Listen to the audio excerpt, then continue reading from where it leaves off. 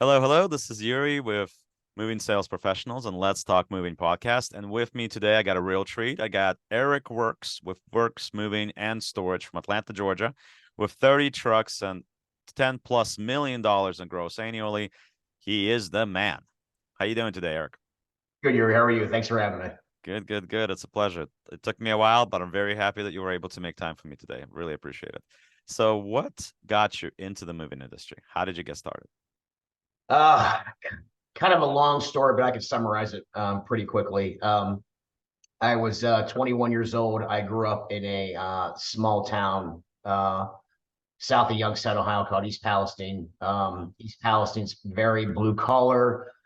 I would say it's lower middle class, and probably a lot of people at or below the poverty line. The reason why I know that is because more than half the student body in the high school I attended is on lunch assistance. So and that's based on like family income levels. So substantial amount of students get assistance by the government too, so they can buy their meals at school. So very poor area, lower middle class. I had friends that would come down here every summer, work for one of the relatives' construction companies. I followed them one time to come down, hang out, and visit. Saw the amazing opportunity here in my mind, and knew that if I was ever going to do something great in my life, this is the type of place to do it. So, long story short, a lot of things fell into place, and I eventually moved down here.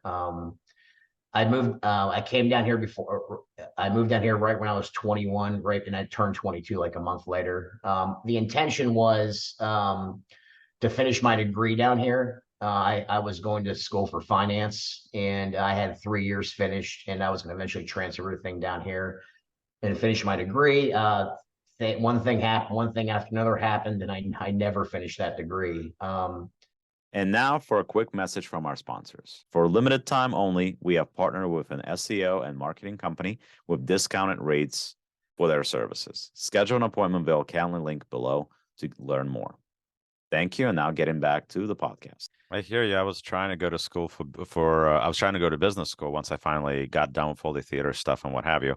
I was trying to get a degree in business school. I wanted to do marketing and advertising, but at University of Pittsburgh, where I went, they had like you had to have like this do really, really well in upper math courses in order to even make it to business school.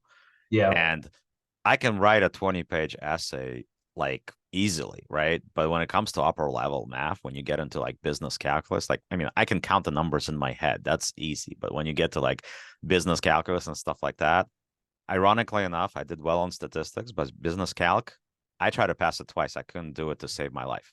Still got my degree in, communications and all that other fun stuff, public relations, but forget about business school, even though I'm doing everything finally now related to that 9 years after I got graduated when I opened this business. That's first time that I actually started using anything related to college. Yeah, and you kind of spelled it out there, and that is the business model, the financial gain that universities do. Of course, Mhm. we all know there's some fields you go into, you have to have a degree, you Right. know, but for the majority of the population, this is where I really question the ROI in college today is that 70 to 80% of the courses that they make you pay for and Hmm. take have nothing to do with what you want to do for a living. And that's the Absolutely not. sides of college. And that's kind of the things about college that really turn me off, Mhm. especially knowing what I know now. Absolutely. Yeah, Yeah. I mean, I met this great. So I worked at Greyhound once upon a time. So I had, I don't know, fortune, misfortune, but I had 2 years of working at Greyhound, working the ticket counter, loading the buses, unloading the buses. So I did all that fun stuff, right? And I had a manager there that barely graduated high school, but he was such a smart guy, and I still, reach out to him now and then. Doug, at the Pittsburgh Greyhound terminal, he's an amazing man, very dry, sarcastic sense of humor, and just the brain is there. It's just clicking. So I think to me, it's more about what you got going on up here than the college degree that you may have on your wall. Yeah, that's what I love about the internet. There is nothing in existence, especially this day and age, that you cannot learn about. It's free Absolutely. information, especially on YouTube. Hmm. It doesn't matter what it is. You can find an expert creating a video about it. So Yeah, my wife makes fun of me all the time. She's like, "Why don't you cook something? You got YouTube to help you." You know? true. But yeah, I mean, there's definitely a lot of things that you can do without having a quote unquote education. I think a lot of just street smarts and just in general logic, it gets you much farther than education will at times. Because the question is, can you really apply what you went to school for versus real life experience about reading people and just in general realizing what they're doing and if this is somebody that you can work with in general, you know? Yeah, So there's a video out there that I love. I forget which it's a big CEO for a Fortune 500 company, and in the video he says he makes a statement where the A students work for the B students, the B students work for the C students, the C students run the companies, and the D students own the companies. right. And that's probably true. I don't know. I mean, honestly, I was never really like a quote unquote A student, but then my last year in college, my last semester, I had all this turmoil in my life. I was in the process of getting divorced at the time. I was working full time at the Greyhound. I had 18 credits, full load in college. I was doing all of that all the same time, and somehow I made Dean's List. I still have no idea how, because like that's the most like at that point, 18 years old, the most I had going on in my life at one time. And I did what I never done before, which had like the best grades ever. You know, Yeah, I that mean, was it. That was weird. for me as a student, like if I wasn't interested, I didn't care. The classes like that, I would get like C's and D's in. If I was really interested in the subject and I found value in it, I could get A's and B's, no problem. I always scored really high on tests. If there was a lot of homework involved, like graded homework, then I wasn't going to do well in that class. That's just the way I was. I mean, overall, when I graduated high school, I was like right in the middle, you know, Yeah.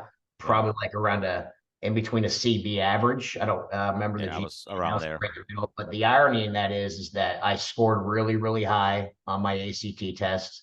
At the time, we had this thing called the Ohio Proficiency Test, Mhm. and we took that our senior year. And to give you an example of someone who's like average GPA in the entire student body or below average, I had the third highest score in my entire class on that test.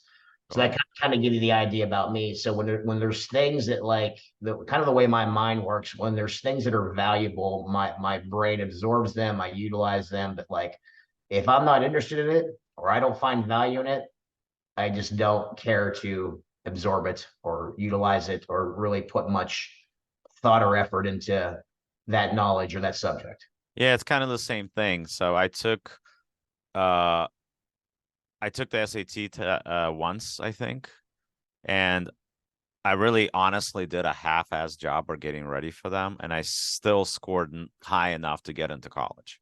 So and now for a quick message from our sponsors. If you're a moving business owner, you may have already heard of Moversville, an email marketing service that helps moving companies increase, repeat, and referral business.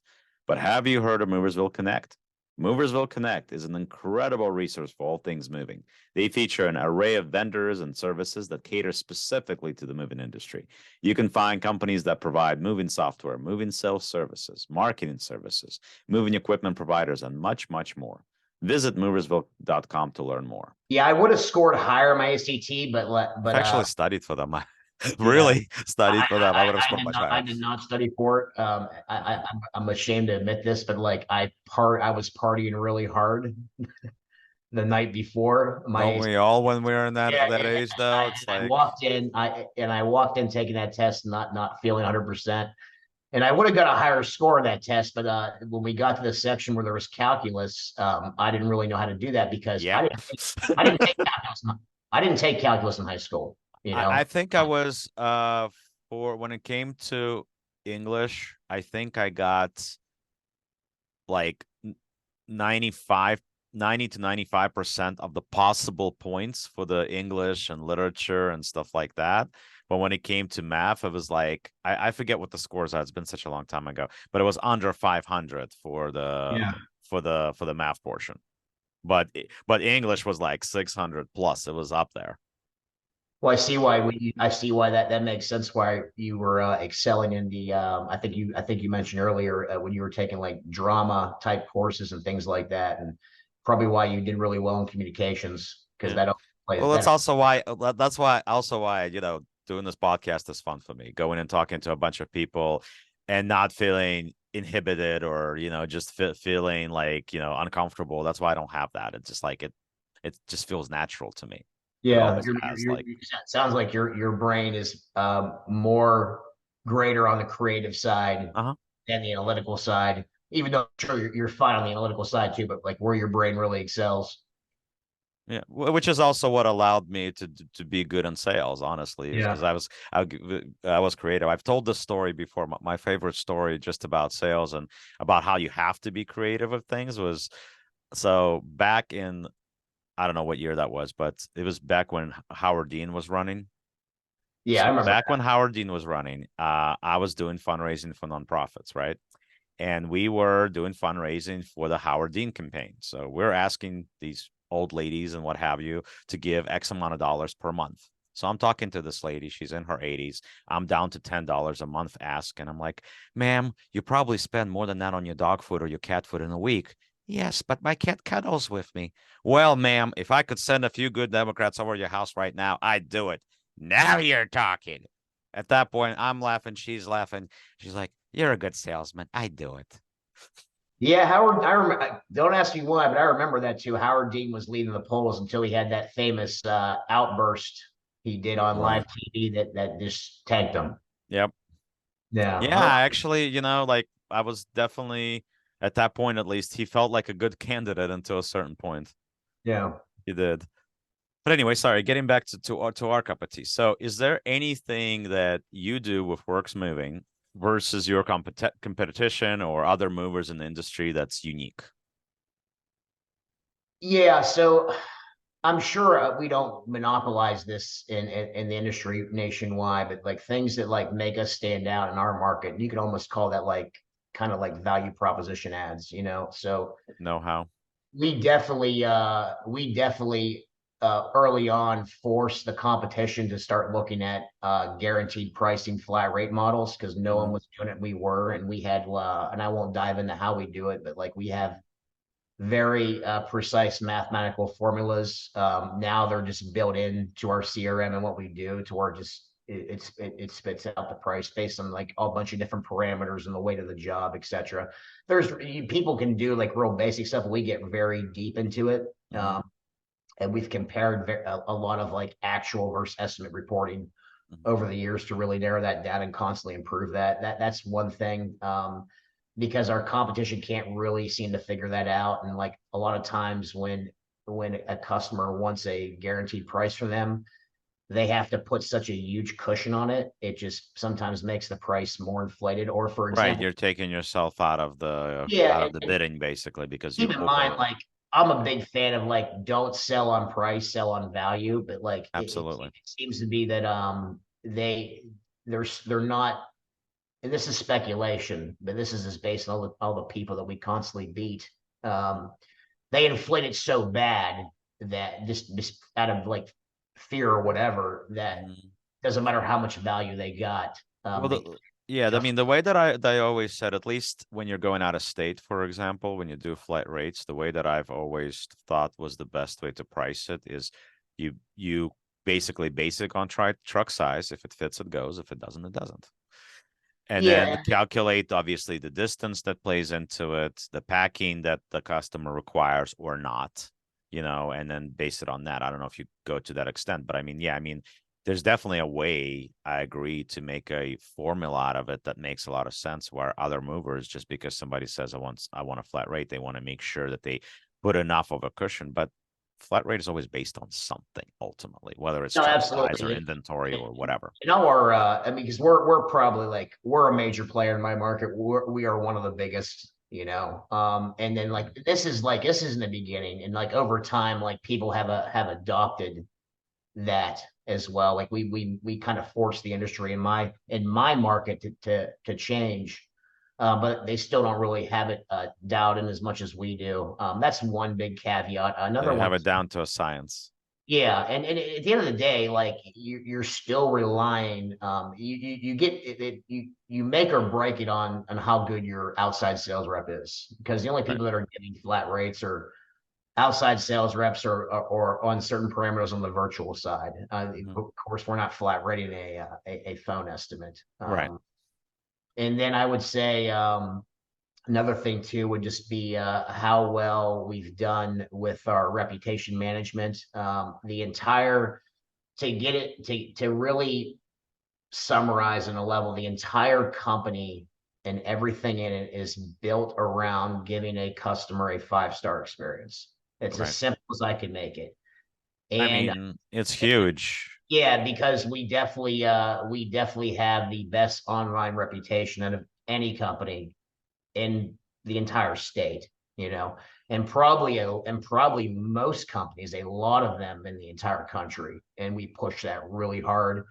And a caveat to that is that it correlates with our quality management and our hiring, onboarding, and training. We take that very, very seriously. Um, because at the same time, like keep costs down too, because there's no question that like hiring, training, onboarding, and retention is important. When you constantly get people that are quitting or you're letting go before 90 days, that gets really, really expensive. So we've been able to like Oh yeah.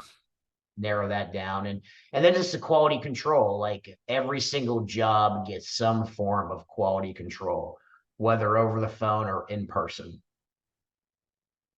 And we're just always and then at every level in the company, we're basically painting the picture and letting customers know that our entire goal is to give you a 5-star experience, and then pretty much we're gonna ask you for it, you Right. know.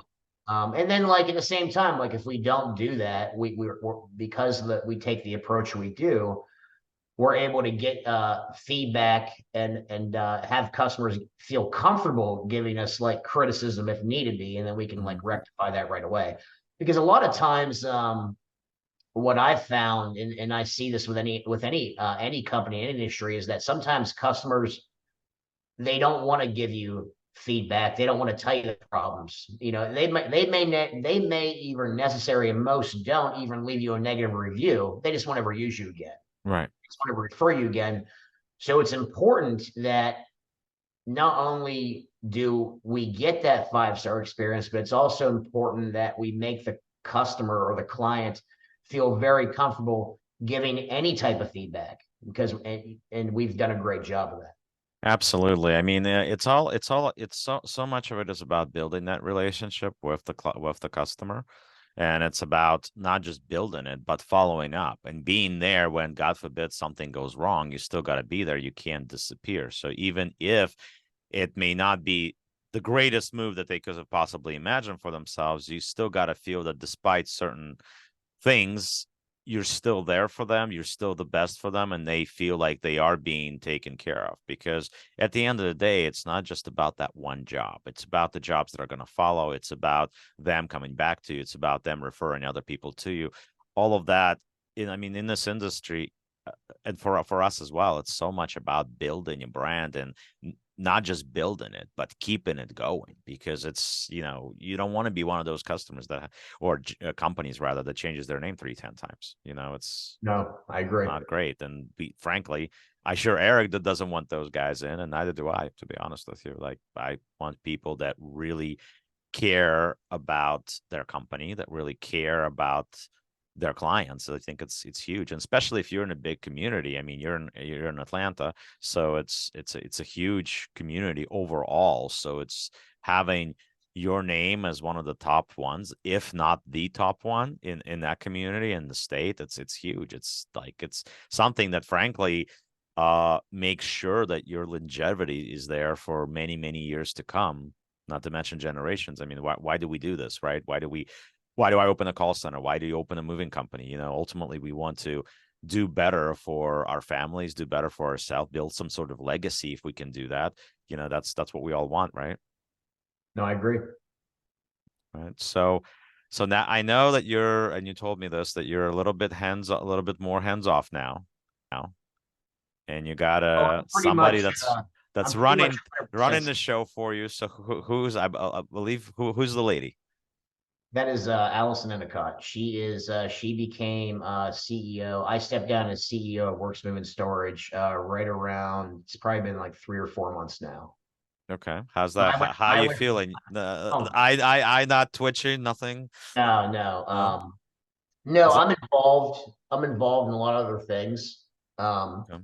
and I had to take a good self reflection and what was best for the business, and call it what you want. You could call it humility or whatever. I don't really I didn't really put much thought in to the word to define it, but no, because I only had so much of myself involved in this company. What the company really needed was a CEO that could be 100% in. And I took a long, hard look at myself and realized that like I am really doing I guess you could say a disservice to my company and my leadership team by staying as CEO when really at that 1,000 foot view, when really where I'm best at is now, and based on the way my life structures as having that 10,000 foot view. So I stepped down as CEO and just became chairman of the board, COB. So and it's pretty simple. Like in my job is to basically look at things and approve things at a very, very high level that in line with Allison's vision. Allison's vision's in line with my vision of the company. And really and truly, my job is to stay the hell out of her way. No, that's awesome. I would love to get to that at this point, because at this point I'm still the CEO, and it has to be right now. It has to be that, and I am involved 100%. So Yeah, with as many owners that I know who are pretty large and and have pretty good sized moving companies, the biggest challenge, and this is feedback from them directly, the right, biggest challenge is not stabilizing the company. It's continuing to grow the right, company and be profitable without them. right. And she definitely has those skill sets. And like and another problem a lot of company owners have is giving up control, and I've Yeah, never had a problem giving up control.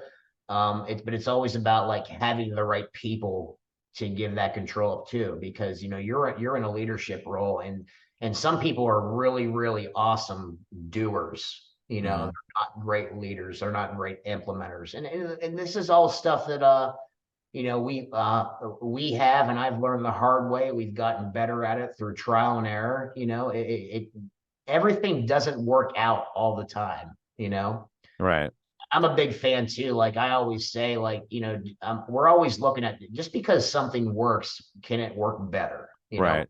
Trying to improve, and And just you get need to be able to you need to be it's the same thing that I always say in the sales process, and it's the same thing whether it's you're running a call center in my case, or whether you're doing a moving company. You need to be able to change gears quickly, because this industry is in some cases, in some things it's the same and it doesn't change much, but in others it's ever changing, and you need to be able to pick up on those changes and be able to turn and pivot very quickly. And it's kind of the same thing. The companies that generally, in my experience, that I've seen do the best are like, for example, are the companies that are able to catch the wave on when you raise the price, catch the wave when you lower the price.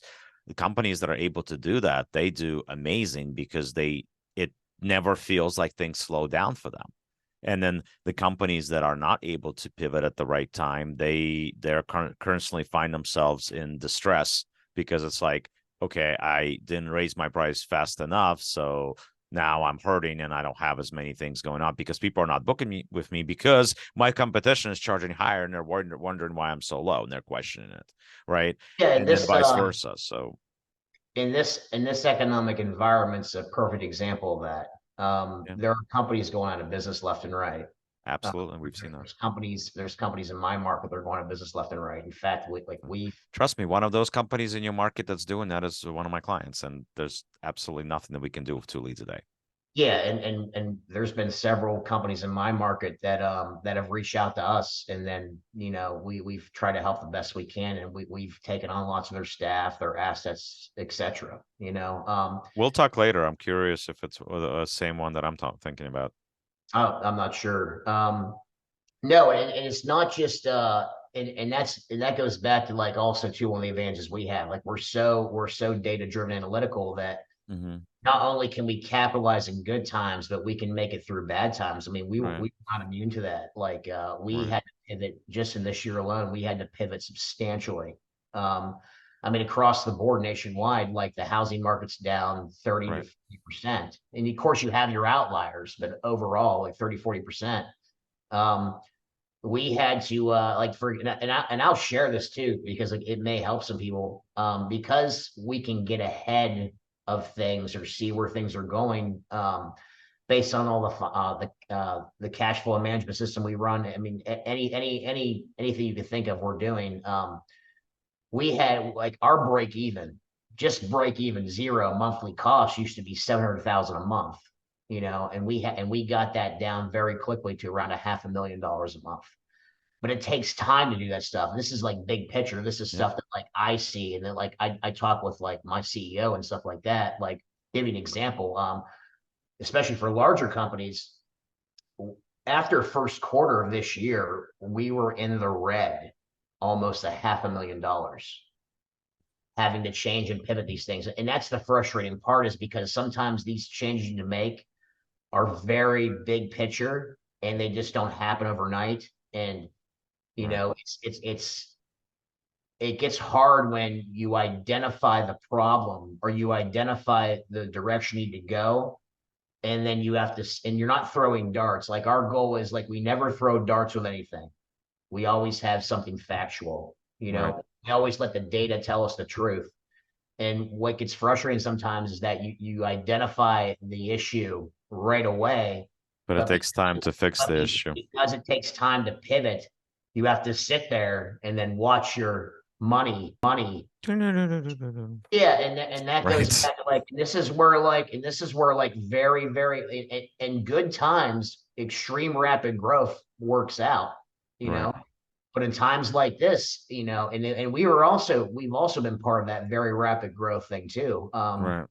But because we're able to do what we do, we've already made all that money back, and we're in the positive, and cash flow is good, and the reserves are good. And if we weren't so financially disciplined and didn't have all those capital reserves that we had, we Right. would have probably we would have went probably bankrupt like so many others have Right. because You have to, right. That's exactly it, is that you have to be very smart with your financial planning. Like we're smaller. I mean, we can be a very big company. We certainly have the potential to be there.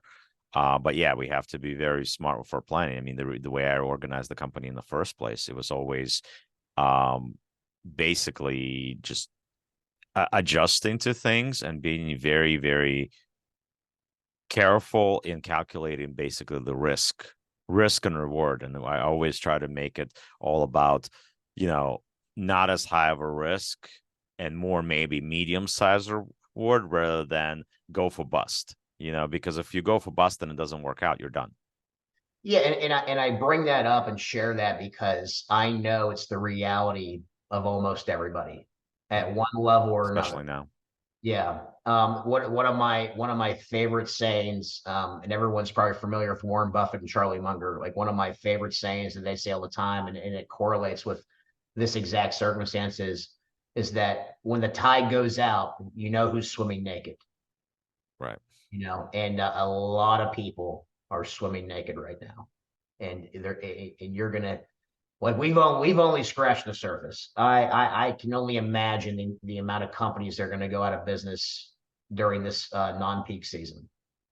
Yeah, absolutely. You have to manage. You have to be ready to, I mean, if you have to scrape the barrel like really down to the absolute minimum in order to stay afloat, then that's what you got to do. Because ultimately, though, those of us that make it through these times, we're the ones that are going to do so much better when things start picking up again because we're going to be already positioned. No, absolutely. And Like that growth is going to make up for whatever it was that we've lost, because of the current tide. I mean, it's the weirdest time. It really is. It's like I've never seen this before since I bought my house in 2016, where it makes a lot more sense to rent today than it does to buy a house. Like in our area right now, you have 3-bedroom houses that are running at like 550, $600,000 that don't have anything done. So where you have to put in another 50 to 70K just to get them to the point where it's livable and acceptable to you, right? And we're not just talking cosmetics, you know. And then if I was, and what makes it worse is not only is that house not worth that money, right? You have to buy it at 7.5, 8%, right? So when all this stuff busts like it did in 2010, right? When it all goes bust in 2010, those houses are going to be back down to being worth 400, 450,000. You're going to be negative 100, 150. So you won't be able to sell it, right? You won't be able to get it. Plus, even if the interest rates go down and you refinance, you're still screwed, right? And you're paying 2,300, 2,500 a month for mortgage. If you rent a place right now, the 3-bedroom house, it's going to cost you 23, 2,500 right now, except you're not locked into 30 years. Yeah, And I'm curious to see how it plays out because the supply is still so low, and that's it why it's a is. very unique housing market. That's why, like, it's funny because even really and truly, only the top 6% of the population are those are the buyers. Mm-hmm. Top 6% income wise in the population. Those are the buyers right now. And Right. in my market, we're seeing like even when homes get listed for sale, they're not staying for sale long No. because the supply is so low. So it's creating this very interesting dynamic Yeah, in the house. it is. It is. And it's weird because once again, like right now, I bought my townhouse at 200,000 in 2016 in great shape, right? I could sell my townhouse without doing anything to it right now for probably 320 easily. Because Yeah. the townhouses where I'm located, whatever, they don't even stay on the market longer than like 3, 4 days when they go down, and they No, not all exactly. sell right around that. And then the condition that it's in, it's going to go for 320. But the problem is that there's nothing out there that's worth buying. So we're just going to Yeah, stay and pay so our $1,200 in mortgage and be content until this and ride this thing out. yeah, so I'm interested to see what happens because one of the big reasons why the housing market the supply is so low is that those who capitalized on those anywhere from those 2.75 to 3.5% interest rates Mm-hmm. that lasted for That's in what I that got, 3.5. during COVID, they're not coming off that rate. I got 3.5. I'm not selling that house Yeah, until I feel I found something that's worth it. I mean, I'm in the same boat. Like I bought the house we're in now in 2020. I got a 2.875% interest rate, and my house is substantially worth more than I paid for it. And we of course we've done some things to it too, but Mhm. substantially. I'm not coming off that. Even Mm-mm. though I could sell my house right now for like 40 to 50% more than what I Mhm. paid for it, actually Right, pretty higher than that. I'm not coming off that rate. right, Especially when I love the home I'm in and I'm content. right. You so yeah, so I look at my own behavior and I can see why the supply is astronomically I low. mean, on the flip side, it's actually a good situation from that standpoint. It's actually a better situation for movers because that means renters move more. People that own the houses, they tend to stay there for 5, 10, 15, 20 years. Renters, they move. If not every year, every other year, but it's a lot, some every 6 months, So it's like from that standpoint, hopefully that actually creates an increase for us in terms of people looking to move, And potential you hit clients. you hit it right on the head right there. The smart companies, especially in the COD household goods market, Mm-hmm. um, that's your main core demographic you're selling to. The smart companies have already pivoted towards that. Mm-hmm. We've pivoted towards that. We found some very, very successful ways that I'm not going to share. Some very, very successful ways to really capitalize on that market. But the smart companies out there need to or already have pivoted to that renters market, Right. especially because there's still a ton of what I call high-end luxury Right. renters markets, if that's like your demographic, because our demographic in the housing market has always been that high-end luxury home customer. That's what Right. we've done. So we've pivoted more towards a lot of our marketing and going back to some grassroots guerrilla tactics. Yeah. With the renters market, and we're doing really well with that. And even all my friends who own very successful large moving companies are doing the same thing. Right. So that's what we got to do. But Eric, we could talk and talk and talk, I'm sure, and we're definitely gonna have to do this again at some point. But of course, we want to keep you guys interested, and we want you guys to keep catching every second that you have. So, Eric, thank you very much for joining me for this. I really appreciate it. And as I always say, the world moves on its own, so let the professionals move yours for you. Thank you for joining us for Let's Talk Moving. Eric, thank you. Thanks, Yuriy. Appreciate it. Appreciate it.